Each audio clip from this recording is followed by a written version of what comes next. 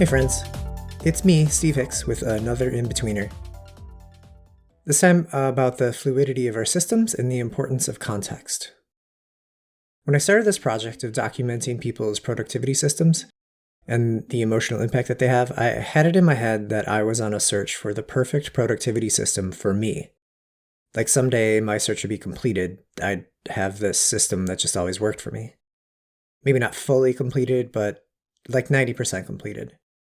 Maybe there would be the occasional thing that fell through the cracks, but for the most part, my systems would trend towards fully solved as time went on. Something happened in the middle of this project that completely changed my mind. I got a new job. And this changed some things that really disrupted my systems, especially my role and responsibilities and the environment around me. In regards to role and responsibilities, I'm working significantly more independently than I was at my previous job. Previously, I was collaborating multiple times every day. While I was at Artsy, I wrote about how I saw myself as an individual contributor with a manager's schedule. Because I was so into the collaborative aspect, I selected myself into so many things. That meant I had a lot of small windows of time throughout the day, but very few large blocks to do deep focus work. So I spent a lot of time and effort making those small blocks valuable. I started categorizing to-dos as shallow or deep. During my many small blocks of time, I'd knock out some of that shallow work, and I'd save the deep tasks for large blocks of time, which were much less frequent, and in fact, I usually had to schedule those ahead of time on my calendar so that they didn't get split up. Deep focus time was a scarcity, shallow time was in abundance. When I entered a small block of time, I trained myself to do shallow work, and when I entered a large block of time, to do deep work. Now that I'm at Camunda, I'm working more independently, and I now have the opposite problem. I have a ton of deep focus time every single day, and I have very few small blocks of time in between meetings or collaboration sessions, basically because I don't really have meetings or collaboration sessions. It took me the last 8 months to realize that my system of categorizing things as shallow and deep was no longer working, because I so rarely have those small blocks of time for shallow work. All of my shallow work has been falling through the cracks. I'm still working on resolving this. I've started scheduling a half hour for shallow work every day. Some days that works and some it doesn't because I just jump into deep work right away.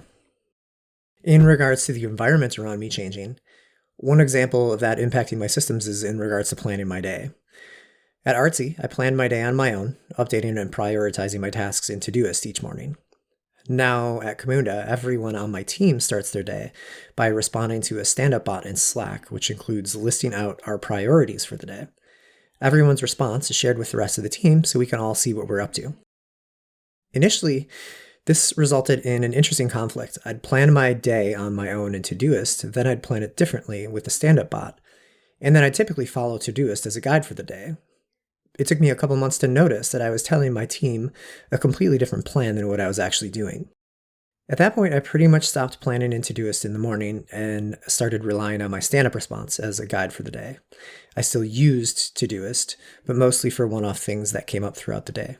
This was actually pretty frustrating because I felt like I was losing track of things. I was never looking in the right place for them. More recently, I think I've settled into a happier place, planning my day with this stand-up bot, then transferring the tasks to Todoist, and throughout the day looking only at Todoist as a guide.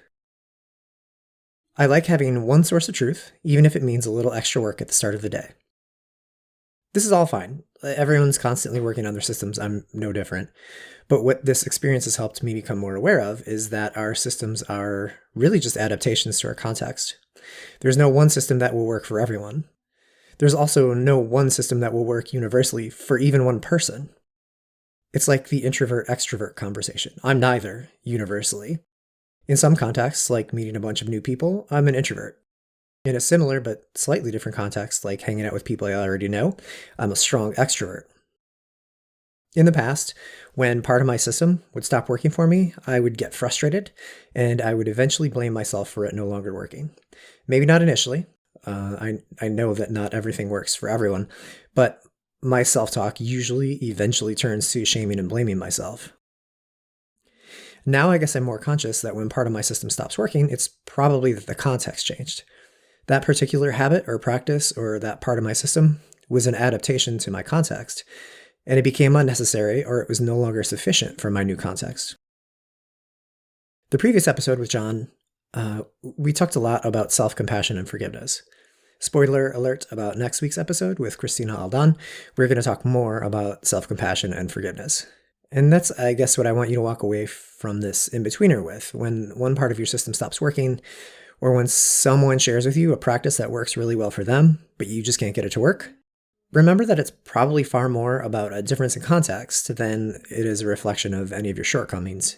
And maybe that's obvious, and I'm the only one just figuring this stuff out. In that case, at least this is a nice reminder. All right, take care, friends, and thanks for listening.